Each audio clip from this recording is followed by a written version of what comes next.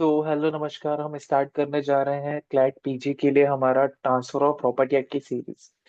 तो ये जो सीरीज होगी ये टोटली बेयर एक्ट के ऊपर बेस्ड होगी और इसमें कुछ वन लाइनर क्वेश्चंस भी होंगे जो मैं आपको सीरीज के या फिर किसी पर्टिकुलर लेक्चर के एंड में बता दिया करूँ। तो जिसका इसका सबसे पहला पार्ट होगा हमारा फाउंडेशन ऑफ प्रॉपर्टी लॉ। तो इसमें हम लोग तीन चीजें कवर करने वाले हैं। पहला क्या होगा, जनरल ओवरव्यू। दूसरा क्या होगा, प्रिलिमिनरी। तीसरा क्या होगा, of transfers of property bye act of parties. तो इसको मैंने ऐसे ही डिवाइड किया है चैप्टर वाइज, ताकि हम लोग बेयर एक्ट स्पेसिफिक को फॉलो कर सके, क्योंकि क्रेट पीजी में डायरेक्ट क्वेश्चंस बेयर एक्ट से ही आते हैं। तो अगर हम आगे देखते हैं तो सबसे पहले हम देखेंगे जनरल ओवरव्यू। जनरल ओवरव्यू में क्या आता है, हिस्टोरिकल कंटेक्स्ट, किसी भी लॉ के आने से पहले की उसकी स्थिति क्या थी, उसके पहले का स्टेटस को क्या था। तो इस हिस्टोरिकल कंटेक्स्ट में होता है क्या है कि अगर हम लोग तीन पार्ट्स में डिवाइड करते हैं, पहला क्या होगा ब्रिटिशर्स के पहले का पार्ट, फिर क्या होगा ब्रिटिशर्स के ड्यूरिंग ब्रिटिश टाइम, और तीसरा पार्ट क्या होगा कि जब ब्रिटिशर्स चले गए तो उसके बाद इंडिया की कंडीशन क्या थी। तो सबसे पहले हम लोग बात करते हैं प्री कॉलोनियल एरा। ऐसी एरा मतलब जो ब्रिटिशर्स के पहले। तो उसके पहले होता क्या था कि कोई पर्टिकुलर यूनिफाइड कोड नहीं था। क्यों? क्योंकि पॉपुलेशन जो थी ना बहुत हेट्रोजीनियस थी। हिंदूज, मुस्लिम्स, ये सारी जो भी सेक्ट थे वो अपने पॉपुलेशन, अपने कस्टम, अपने ट्रेडिशन के हिसाब से फॉलो करते थे। क्या? प्रॉपर्टी लॉज, इनके हिसाब से ट्रांजैक्शन होती थी। कोई भी कोडिफिकेशन नहीं था प्रॉपर ट्रांजैक्शन का। फिर होता है क्या, हम लोग कॉलोनियल पीरियड में आते हैं। तो कॉलोनियल पीरियड में क्या होता है कि जो इंग्लिश लॉ होता है वो हमारे यहाँ आता है। अब फिर से वही प्रॉब्लम होती है। हिंदूस अलग थे, मुस्लिम्स अलग थे, सारे कस्टम के हिसाब से चल रहे थे। तो ये लोग क्या करते थे, एक प्रिंसिपल होता था justice, equity and good conscience. उसके बेसिस पे जजेस डिसीजन देते थे। अब तीन हमारे पास मोटा मोटी प्रेसिडेंसीज थी, बॉम्बे की, कैलकाटा की एंड मैड्रास की। तो यहाँ पे क्या करते थे, यही सारे डिसीजन देते थे किसके ऊपर, कस्टम के अकॉर्डिंग। लेकिन अब प्रॉब्लम वही आता था, custom is not something which is codified in nature. अगर कोई चीज कोडिफाइड नहीं होगी तो सारे जजेस, अगर वो principle justice, equity and good conscience को यूज करते हैं, तो भाई जजमेंट में बहुत सारी वेरासिटी होगी, बहुत सारी अलग अलग जजमेंट्स आएंगे। किसी ने कुछ, जज ने कुछ बोला, किसी जज ने कुछ बोला। तो इसी की वजह से उस टाइम पे जो हाई कोर्ट थे ना, वो बहुत ज्यादा इनकंसिस्टेंट जजमेंट आ रही थी सबकी। तो फिर क्या होता, दो लॉ कमीशन बनते हैं। पहला लॉ कमीशन जब बनता है ना, तो उसकी रिपोर्ट के ऊपर बहुत ज्यादा क्रिटिसिज्म होता है क्वीन एलिजाबेथ के टाइम पे। तो बहुत ज्यादा क्रिटिसिज्म होता है, तो उसको वापस लेना पड़ता है। फिर आता है 1870s में एक लॉ कमीशन बनती है, किसके अंदर, सर विटली स्टोक्स के अंदर। ये कभी कभी नाम भी डायरेक्ट पूछ लेते हैं। सर विटली स्टोक्स के अंदर 1870s में एक कमीशन बनती है, किसके लिए बनती है, प्रॉपर्टी लॉस के लिए बनती है। और फिर 1877 में क्या होता है, बिल को इंट्रोड्यूस करते हैं। अब बिल इंट्रोड्यूस हो गया, फिर 17 फेब 1882 को ये इनैक्ट होता है, और केम इन फोर्स कब हो जाता है, 1 जुलाई 1882। इस कौन से नंबर का एक्ट है ये, एक्ट 4 ऑफ 1882। तो ये था इसका टाइमलाइन, मतलब कैसे आया, और अभी पॉइंट पॉइंट ऑफ टाइम पे हम कौन सा एक्ट फॉलो करते हैं, 1882 वाला। अब इसका स्कोप क्या है, इसका स्कोप है ये कौन से टाइप के ट्रांसफर गवर्न करता है। देखो दो टाइप के ट्रांसफर होता है हमारे पास। एक होता है इंटर वेबोस ट्रांसफर, मतलब ऐसा ट्रांसफर जो कि लिविंग पर्सन के बीच में हो रहा है। एक होता है transfer by the operation of law. अगर transfer by the operation of law की हम बात करें, तो उसमें क्या आ जाएगा, उसमें आ जाएगा सक्सेशन आ जाएगा, उसमें उसमें लिक्विडेशन आ जाएगा, उसमें ये आ जाएंगे बाकी सारे गवर्नमेंट डिग्री, जो कोर्ट की जो डिग्री के थ्रू ट्रांसफर होते हैं वो सारे उसमें आ जाएंगे, किसमें आ जाएंगे, ऑपरेशन बाय लॉ। और दूसरा क्या होता है, इंटर वेवोस, मतलब bye the act of parties, living person. तो हम ट्रांसफर ऑफ प्रॉपर्टी एक्ट में कौन से ट्रांसफर्स को देखेंगे, inter vivos transfer by the act of the party stated between living person, ये हम देखेंगे इसमें। और उसके लिविंग पर्सन की कुछ एक्सेप्शन भी है, वो भी हम देखेंगे। तो ये था हमारा इसका जनरल ओवरव्यू। और अगर हम पूरे एक्ट का ओवरव्यू देखें तो हमारे पास इस एक्ट में जो पहला चैप्टर है, वो चैप्टर कितने, फर्स्ट टू फोर्थ सेक्शन है, इसमें कुछ ऑब्जेक्टिव और स्कोप की मोटा मोटी बात की है। जो दूसरा चैप्टर है वो किसकी बात करता है, transfer by the act of parties, जो कि सेक्शन 5 टू सेक्शन 53A। ये पार्ट बहुत ज्यादा इंपॉर्टेंट है, क्योंकि यहाँ पे डायरेक्ट क्वेश्चंस आते हैं कभी कभी, क्योंकि यहाँ पे बहुत सारे कंसेप्ट कवर किए हैं। Perpetuity, past performance, ostensible owner, fraudulent transfer section 53। Fraudulent transfer section 53 कभी कभी डायरेक्ट ही पूछ लेते हैं। और उसके बाद है हमारा chapter number 3, sales of immovable property. हमारा सेल का सेक्शन है, फिर मोर्गेज आ जाएगा। मोर्गेज के बाद ये आ जाएगा, मोर्गेज में types of mortgage, very very important, rights of mortgage and mortgagee, फिर चार्जेस आ जाएंगे। फिर आ जाएंगे लीज 105 टू 117। फिर आ जाएगा एक्सचेंजेस, फिर गिफ्ट्स, फिर एक्शनेबल क्लेम्स, ऐसे करके हमारा पूरा फॉलो करेंगे। और इसमें एक शेड्यूल भी है, जो उसमें रिपील्ड करके कुछ प्रोविजंस पड़े हुए हैं। तो हम इसको याद कैसे कर सकते हैं? ये हम, पहला चैप्टर क्या होगा? Preliminary, easy. दूसरा चैप्टर क्या होगा? Transfer by the act of parties. अब अगर हमें तीसरे चैप्टर से याद करना है तो हम ऐसे याद कर सकते हैं, एस एम फिर LEGA। एस एम लेगा, S sales of immovable property, M mortgages and charges, L leases, E exchanges, G gifts, A actionable claims. तो हम इसको ऐसे याद रख सकते हैं, एस एम लेगा, तो हमें याद करने में इजी हो जाएगा। तो हम हमारा स्टार्ट करते हैं सबसे पहला चैप्टर, प्रीलिमिनरी चैप्टर 1। तो कोई भी चैप्टर जो सबसे पहले कोई भी एक्ट जब स्टार्ट होता है ना, तो सबसे पहले उसमें तीन बातें होती हैं। इसका टाइटल क्या होगा, कमेंस कब होगा, और कितने एरिया के ऊपर ये लागू है। Short title, commencement and extent. Title क्या है? Transfer of property act 1882। Commencement कब से हुई? 1 जुलाई 1882। कमेंसमेंट की डेट याद रखना, 1 जुलाई 1882। एक्सटेंट कहाँ कहाँ पे ये एप्लीकेबल है। अब ये पॉइंट इंपॉर्टेंट हो जाता है, क्योंकि यहाँ पे ये नहीं लिखा applies to the whole of India ऐसे करके अकेला, इसमें एक एक्सेप्शन भी है। एक्सेप्शन क्या है? Except territories like the part B states, Bombay, Punjab and Delhi as of November 1 1956। तो एक कुछ पार्ट बी स्टेट्स बनाए गए थे। पार्ट बी स्टेट्स होते क्या है? कुछ स्टेट्स ऐसे बनाए गए थे जहाँ पे राज प्रमुख होता था, और वो राज प्रमुख देखता था सारी चीजें जो भी था। ये सारे जो स्टेट्स थे ना, जो पार्ट बी में डाले गए, ये पहले प्रेसिडेंसी टाउन थे। तो इनको हम लोगों ने कन्वर्ट किया। तो जब हम लोगों ने इनको इंक्लूड किया हमारे इंडिपेंडेंस के बाद, तो एक हम लोगों ने सेक्ट बनाया था पार्ट बी स्टेट्स में। काफी सारे स्टेट्स आते थे, जैसे कि मध्य प्रदेश हो गया, हैदराबाद हो गया, पैप्सू हो गया, और भी काफी है इसमें। ये जो पार्ट बी स्टेट्स हैं, ये इनके ऊपर ये अप्लाई नहीं होगा। बॉम्बे, पंजाब एंड दिल्ली, ये इसके एक्सेप्शन है। तो अब हम आगे बढ़ते हैं, स्टेट गवर्नमेंट की पावर। तो स्टेट गवर्नमेंट के पास पावर है कि ये इस एक्ट का किसी भी एरिया पे जो कि इसमें एक्सक्लूडेड है, जिस एरिया में, वहां पे इसको लागू कर सकता है। कैसे कर सकता है? ऑफिशियल गैजेट के थ्रू ही कर सकता है। और क्या कर सकता है? एग्जाम्प्ट कर सकता है टेरिटरीज को। कौन कौन से? Section 54, 59, 107 and 123। आगे के लिए भी कर सकता है, मतलब प्रोस्पेक्टिवली एक्शंस के लिए भी कर सकता है, और रिट्रोस्पेक्टिवली एक्शन के लिए भी कर सकता है, क्योंकि it is procedural in nature. तो अगर हम लोग ये 54, 59, 107 एंड 123 सेक्शंस देखते हैं, तो इन सेक्शंस के लिए पावर क्या है? इनको एग्जेम्प्ट कर सकती है स्टेट गवर्नमेंट। ये सेक्शंस क्या है वो हम आगे देखेंगे। तो ये था हमारा सेक्शन नंबर 1। अब हम आते हैं सेक्शन नंबर 3। अब ये बहुत ज्यादा इंपॉर्टेंट हो जाता है। किसकी डेफिनेशन? इसमें एक चीज इंपॉर्टेंट है सबसे ज्यादा, वो है इमूवेबल प्रॉपर्टी की डेफिनेशन। अब इमूवेबल प्रॉपर्टी की डेफिनेशन क्यों इतनी इंपॉर्टेंट? क्योंकि ये ट्रांसफर ऑफ प्रॉपर्टी एक्ट में सिंपली डिफाइन है, बहुत ज्यादा सिंपल वे में, उसको कुछ समझ नहीं आता। उसके अलावा ये और भी सारे एक्ट्स हैं, तो उनमें भी डिफाइन है। तो अब हमें ये सारे एक्ट्स की डेफिनेशन इनके साथ पढ़नी है। अलॉन्ग विद दिस हमें जुडिशियल प्रोनाउंसमेंट्स भी देखने हैं, क्योंकि इमूवेबल प्रॉपर्टी पे क्वेश्चंस आते हैं, और ये बहुत ज्यादा टॉपिक रहता है उसमें चर्चा में। तो सबसे पहले हम आते हैं ट्रांसफर ऑफ प्रॉपर्टी एक्ट में इमूवेबल प्रॉपर्टी की डेफिनेशन क्या है। तो इसका जो सेक्शन 3 है वो हमें इमूवेबल प्रॉपर्टी की डेफिनेशन। तो इसके हिसाब से इमूवेबल प्रॉपर्टी क्या है? ऐसी प्रॉपर्टी जो कि क्या ना हो? स्टैंडिंग टिम्बर ना हो, ग्रोइंग क्रॉप्स ना हो, और ग्रास ना हो। इसकी डेफिनेशन थोड़ी नेगेशन में है। मतलब इसने दे दिया एक्सक्लूजन में कि इनके अलावा जो भी है वो क्या है? इमूवेबल प्रॉपर्टी हो जाए।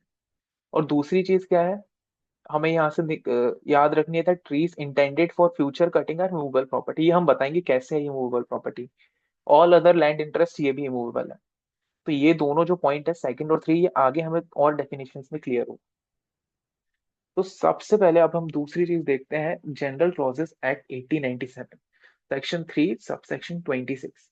तो ये जो डिफाइन करता है ना इमूवेबल प्रॉपर्टी की डेफिनेशन, उसको भी हम लोग कंसिडरेशन में लेंगे, ऐसा कोर्ट ने बोला। तो ये तीन चीजें बोलता है इमूवेबल प्रॉपर्टी की। पहले क्या है? लैंड इटसेल्फ, मतलब जो फिजिकल टेंजिबल प्रॉपर्टी है, लैंड इटसेल्फ, वो आ गई आपकी इमूवेबल प्रॉपर्टी। दूसरी क्या होगी? Benefits arising from the land, मतलब उस लैंड से जो भी बेनिफिट, जो भी आपको प्रॉफिट्स उस लैंड से मिल रहे हैं, वो भी क्या होगी? इमूवेबल प्रॉपर्टी होगी। प्रॉफिट जैसे रेंट्स हो गया, ईजमेंट्स हो गया अंडर ईजमेंट्स एक्ट। तो ये दोनों चीजें आपकी किसमें की? Benefits arising from the land. तीसरी क्या होगी? Permanent attachment. अब परमानेंट अटैचमेंट क्या होता है? परमानेंट अटैचमेंट होता है things which are attach to earth, मतलब ऐसी थिंग्स जो कि अर्थ से बिल्कुल अच्छा अटैच कर दी हैं, जैसे बिल्डिंग्स हो गई, वेल्स हो गए, कुएं हो गए। और which are permanently fastened to anything which is attach to earth. ये दो चीजें हैं, थिंग्स अटैच टू अर्थ और permanently fastened to anything which is attach to earth. अब permanently fastened to anything attach to earth मतलब building है। Building में अगर तुम ऐसा कोई इक्विपमेंट लगा देते हैं जो उसमें परमानेंटली ही अटैच रहना है, मतलब अगर आप बिल्डिंग को ट्रांसफर भी करोगे ना तो उसके बिना आप ट्रांसफर नहीं कर सकते हो, तो उस टाइप की चीज को हम लोग क्या बोलते हैं, permanently fasten to anything which is attach to earth. कोई भी ऐसा इक्विपमेंट था बिल्डिंग का, कोई भी ऐसी चीज थी, तो वो सारी चीजें किसमें आएंगी, permanently fasten to anything which is attach to earth. तो तीन चीजें हैं इस डेफिनेशन में, पहली क्या, लैंड इटसेल्फ, दूसरे बेनिफिट्स अराइजिंग फ्रॉम लैंड, तीसरा परमानेंट अटैचमेंट। परमानेंट अटैचमेंट्स का मतलब होता है थिंग्स अटैच टू अर्थ, और permanently fasting to anything which is attach to earth. तो ये दो चीजें हमें इसमें याद रखनी है। उसके बाद हम देखते हैं रजिस्ट्रेशन एक्ट 1908 की डेफिनेशन। इसमें डेफिनेशन कहाँ दी है, सेक्शन 2 सबसेक्शन 6 में। तो ये जो डेफिनेशन है ना, जो अभी हमने पढ़ी थी कहाँ पे, जनरल क्लॉजेज एक्ट वाली, बिल्कुल सेम डेफिनेशन है, बस इसमें एक एक्सक्लूजन है। वो एक्सक्लूजन क्या है, it does not include standing timbers, growing crops and grass, ये तीन चीजें ये इंक्लूड नहीं करते। तो वो चीज कौन सी डेफिनेशन में पढ़ी थी हमने, ट्रांसफर ऑफ प्रॉपर्टी एक्ट के अंदर। तो हमें तीन डेफिनेशंस को याद रखना है, ट्रांसफर ऑफ प्रॉपर्टी एक्ट की सेक्शन 3, उसके बाद जनरल क्लॉजेज एक्ट का कौन सा सेक्शन, सेक्शन 3 सबसेक्शन 26, फिर रजिस्ट्रेशन एक्ट 1908 का कौन सा सेक्शन, सेक्शन 2 सबसेक्शन 6। ये तीन हमें याद रखना है। अब हम लोग कुछ लैंडमार्क जजमेंट्स भी देखते हैं जिसमें इमूवेबल प्रॉपर्टी को काफी डिटेल में बताया है। तो पहली थी जगदीश वर्सेस मंगल पांडे। इसमें एक टेस्ट निकाल के लाए थे कोर्ट, इलाहाबाद हाई कोर्ट का जजमेंट है। इसमें एक टेस्ट था, उसका नाम था नेचर एंड इंटेंशन टेस्ट। मतलब कभी कभी होता क्या है ना, पार्टीज के बीच में बहुत कंफ्यूजन हो जाता था। पार्टीज के बीच में कंफ्यूजन हो जाता था, जैसे कोई पर्टिकुलर ट्री थी, वो उस ट्री के फ्रूट्स को कंटिन्यूअसली एक आदमी को दे रहा था। अब वो जो ट्री थी उसकी इंटेंशन में वो कटने के लिए नहीं थी, मतलब वो ट्री को वो काटेगा नहीं, उसके फ्रूट्स को सेल करेगा सिर्फ। तो वो जो ट्री का जो कंसेप्ट है यहाँ पे, उसकी आदमी जो जिसकी वो ट्री थी, उसका नेचर और इंटेंशन क्या था यहाँ पे, मैं उसके सिर्फ फ्रूट्स बेचूंगा। ठीक है, मैं उसके सिर्फ फ्रूट्स बेचूंगा, ट्रीज को कोई हार्म नहीं होगा, ट्रीज को काटेगा आटेगा कोई नहीं। तो इसका मतलब क्या है, वो उसको ट्रीट कैसे कर रहा था, इमूवेबल प्रॉपर्टी की तरह। तो कोर्ट ने कहा, अगर पार्टीज का इंटेंशन है और उस पर्टिकुलर ट्रांजेक्शन का नेचर ऐसा है कि उन लोगों ने उस प्रॉपर्टी को इमूवेबल ट्रीट किया है, तो हम उसको इमूवेबल प्रॉपर्टी मानेंगे। दूसरा केस आता है हमारा Shantabai versus state of Bombay, supreme court 1958, profit of prendre. तो इसका मतलब क्या होता है कि सपोज एक पर्सन है एक्स है, एक पर्सन वाई है, Y is the owner of a property, now X is enjoying the benefits from the property of Y. Now उस प्रॉपर्टी पे जैसे कि उसने मैंगो का पेड़ लगा था, उसमें से मैंगो निकाल के वो बेचता था, और भी कोई भी पेड़ था वगैरह, उसमें से वो फ्रूट्स वगैरह निकाल निकाल के बेचता था। तो उसमें क्या होता है कि एक जो बंदा होता है उसकी ओनरशिप तो नहीं है उस प्रॉपर्टी, बट उसके बेनिफिट्स अराइज कर रहा है, उस प्रॉफिट, उस बेनिफिट के कंसेप्ट को हम लोग क्या बोलते हैं, प्रॉफिट ऑफ प्रेंडर। तो इस केस में क्या बोला था, that the right to cut wood from forest land, मतलब फॉरेस्ट लैंड से जो भी फॉरेस्ट की कम्युनिटीज होती है वो वुड वगैरह कट करते थे, तो वो क्या होगा, वो बेनिफिट है लैंड का, इसीलिए वो कौन सी प्रॉपर्टी होगी, इमूवेबल प्रॉपर्टी होगी। अब बेनिफिट अराइजिंग फ्रॉम लैंड हमने अभी पढ़ा था, ये कहाँ कौन सी डेफिनेशन में पढ़ा था, ये डेफिनेशन जनरल क्लॉजेस एक्ट 1897। इन्हीं डेफिनेशंस को यूज करके कोर्ट ने क्या किया, इंटरप्रेट किया, पर्टिकुलर सर्कमस्टेंसेस पर्टिकुलर केस। ऐसी states of Orissa versus Titagarh paper mill, supreme court का केस था। तो इसमें क्या बोला कि contract to remove bamboo from forest is not a sales of good, but it is a transfer of immovable property right. Same चीज इसमें कोर्ट ने डिसाइड की। तो डिसाइडिंग फैक्टर क्या है, जो कि ये डेफिनेशन हमें दी है, और बाकी जो भी सर्कमस्टेंसेस कोर्ट के सामने आती है, कोर्ट डिसाइड करेगा whether it is a land, whether it is a benefit arising from the land, whether it is things which are attached to earth or permanently fastened to anything which is attached to earth, exclusion of standing timbers, growing crops and grass। ये थी हमारी immovable property का concept. अब हम लोग आते हैं हमारे सेक्शन नंबर 5, जो कि हमारा क्या है, bye the act of parties chapter 2। ये बहुत इंपॉर्टेंट कॉन्सेप्ट है, यहाँ से हमारा पूरा बेसिक और फाउंडेशन तैयार हो जाएगा कि ट्रांसफर ऑफ प्रॉपर्टी क्या है, ट्रांसफर क्या है, प्रॉपर्टी क्या है, लिविंग पर्सन क्या है, कैसे ट्रांसफर होगी। तो हम सबसे पहले इसका सेक्शन 5 देखते हैं, ट्रांसफर ऑफ प्रॉपर्टी मीन्स। हमने इसकी कीवर्ड्स निकाले हैं, ट्रांसफर ऑफ प्रॉपर्टी। अब ये जो ट्रांसफर है ना, इसमें हम ये नहीं बोलेंगे कि भाई ओनली इट इंक्लूड्स, कि जैसे लैंड है ओनली इट इंक्लूड्स लैंड, नहीं। इसके अंदर क्या क्या आएंगे, इसके अंदर benefits arising out from the land. अब अगर हम लोग प्रॉपर्टी की बात करें, तो प्रॉपर्टी क्या है ना, एक ओनर है, उसके पास एक बंडल ऑफ राइट्स। अब उसके ऊपर है वो सारे राइट्स ट्रांसफर करना चाहता है, उसके ऊपर है वो आधे राइट्स ट्रांसफर करना पाता है, उसके ऊपर है वो सबॉर्डिनेशन करना चाहता हूँ। तो वो जो ट्रांसफर ऑफ प्रॉपर्टी है, ये एक पर्टिकुलर राइट के लिए भी हो सकता है उस प्रॉपर्टी के, या फिर पूरी प्रॉपर्टी के लिए भी हो सकता है, या फिर मोर देन वन राइट्स के लिए भी हो सकता है। तो ये है ट्रांसफर ऑफ प्रॉपर्टी। कौन सा एक्ट होगा जिसमें एक लिविंग पर्सन कन्वे करेगा प्रॉपर्टी को। इन लोगों ने कंडीशन लगा दी। क्या कंडीशन लगा दी? ट्रांसफरर की। ट्रांसफरर कौन होगा? जो ट्रांसफर करेगा। तो अगर कोई भी लिविंग पर्सन है वो और वो प्रॉपर्टी को ट्रांसफर कर सकता है, तो वो जो कंडीशन है यहाँ पे क्या है? Living person. मतलब प्रॉपर्टी को ट्रांसफर कौन कर सकता है? Living person. ट्रांसफर कौन होना चाहिए? लिविंग होना चाहिए। कोई मरे हुए आदमी नहीं कर सकता है transfer. कन्वेस property.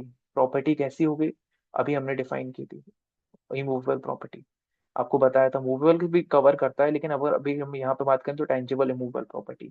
Conveys property in present और इन फ्यूचर। अब यहाँ पे कंफ्यूजन क्या होता है ना, कि जो प्रॉपर्टी है वो है फ्यूचर और प्रेजेंट की, ऐसा नहीं है। जो ये कन्वेस वर्ड है ना, ये हमें पढ़ना है किसके कंटेक्स्ट में? प्रेजेंट और फ्यूचर के कंटेक्स्ट। कैसे? सपोज एक आदमी ने एक एक्स ने एक प्रॉपर्टी ट्रांसफर की वाई के नाम। उसने प्रॉपर्टी ट्रांसफर की और उसने बोला कि पर्टिकुलर एक फ्यूचर डेट से ये इसको पोजेशन दे देगा उस चीज का, ये इसको इसका ओनर हो जाएगा। तो ये क्या हुआ? फ्यूचर हुआ। लेकिन प्रॉपर्टी हमेशा, प्रॉपर्टी का जो कंसेप्ट है, प्रॉपर्टी एग्जिस्ट करनी चाहिए। कोई भी ऐसी कन्वेंस नहीं हो सकता जिसमें कि प्रॉपर्टी क्या हो? इन फ्यूचर हो, उसको प्रॉपर्टी वो फ्यूचर में मिलने वाली हो, तो उस चीज का कन्वेंस हो ही नहीं सकता।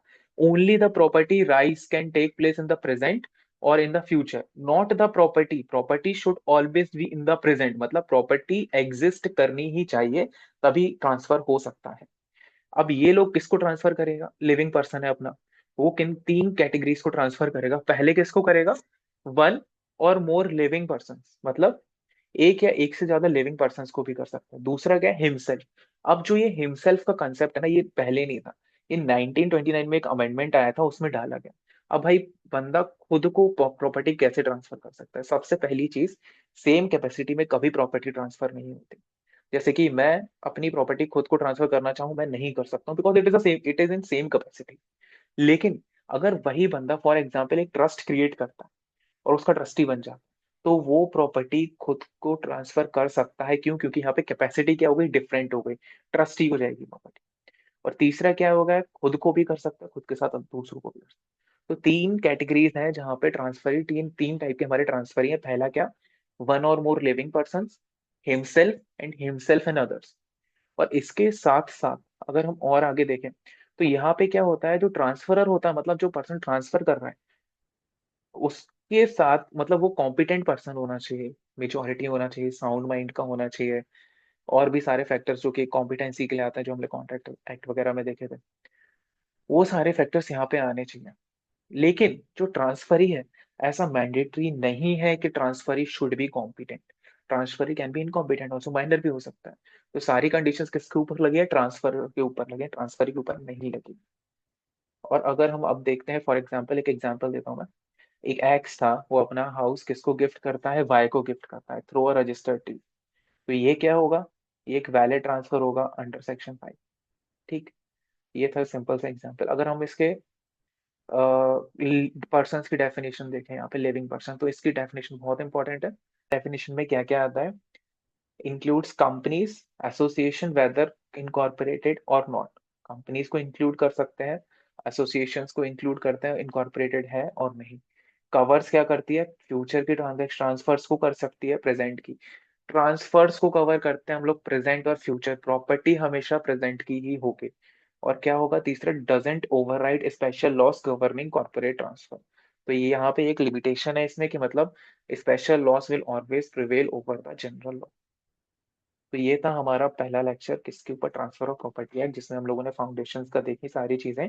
हम लोगों ने सबसे पहले क्या देखा? हम लोगों ने सबसे पहले इसका जनरल कंसेप्ट देखा कि इस एक्ट के आने के पहले की सिचुएशन क्या थी, फिर ये एक्ट कैसे आया।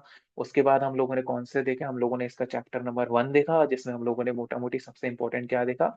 इमूवेबल प्रॉपर्टी की डेफिनेशन देखी। उसके बाद जब हम चैप्टर 2 पे आए, तो चैप्टर 2 पे हमने क्या देखा? चैप्टर 2 पे हमने देखा transfer by the act of party, जिसमें हम लोगों ने सारे कीवर्ड्स को इंटरप्रेट करके सारी चीजों को समझा। ये था हमारा पहला lecture, foundations of transfer of property. अब आगे की चीजें हम नेक्स्ट लेक्चर में देखेंगे। Thank you.